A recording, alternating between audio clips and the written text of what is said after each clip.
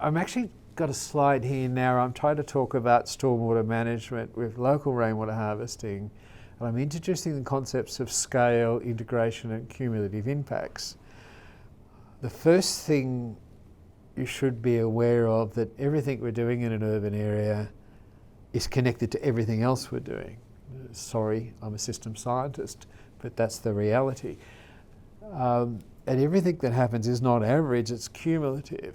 So what happens in your property might not seem much, but if you're in the top of your catchment and the water from your property flows past all these other properties who are doing the same thing as you, as the water flows down past other people's properties, what happens is you get a clear cumulative effect.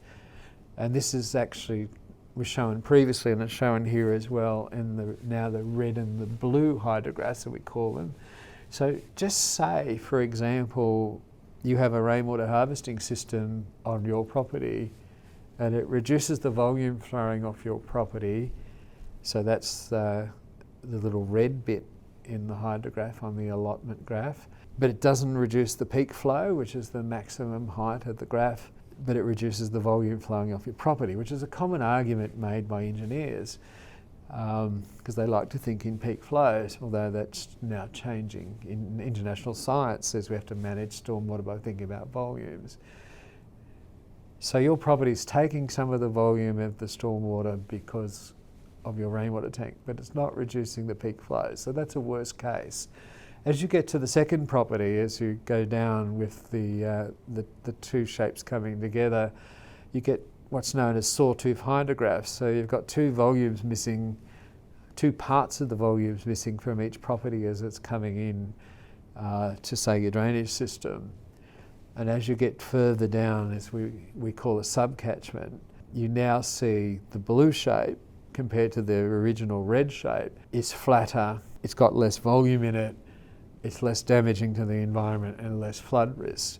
So the blue height versus the red height in the graph is showing the peak flow is far lower and the extended hydrograph, as its timing is longer, horizontal axis is time, is actually showing that the water's being released more slowly by simply saving some of the volumes on each property. And so it's what's known as a cumulative or scale effect, and the volume is less. And as we get right down the bottom at point D, you can see the final graph at the bottom of the catchment. We had the original very high volume and peak flow red shape has now been changed to the blue shape, which is closer to what the environment expects. It's far less damaging to the environment and humans, and the volume is less. So there's less to manage.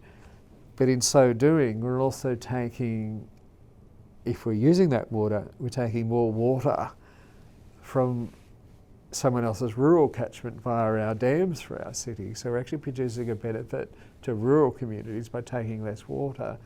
And that also produces a benefit at point B on the river, where it's improving the rural environmental flows, which we need to do by managing stormwater and reducing the flows in an urban area. So we're actually creating this benefit that people don't often talk about of changing improving the environmental flows in rural areas by reducing the runoff in an urban area. That's what rainwater tanks do.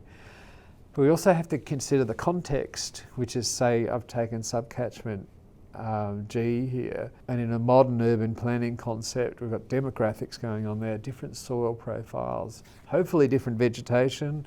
We want to change our heat island effects to mitigate climate change. So hopefully we've got more green stuff in there, plants and trees that work together with the rainwater harvesting to improve your urban area and make it more livable.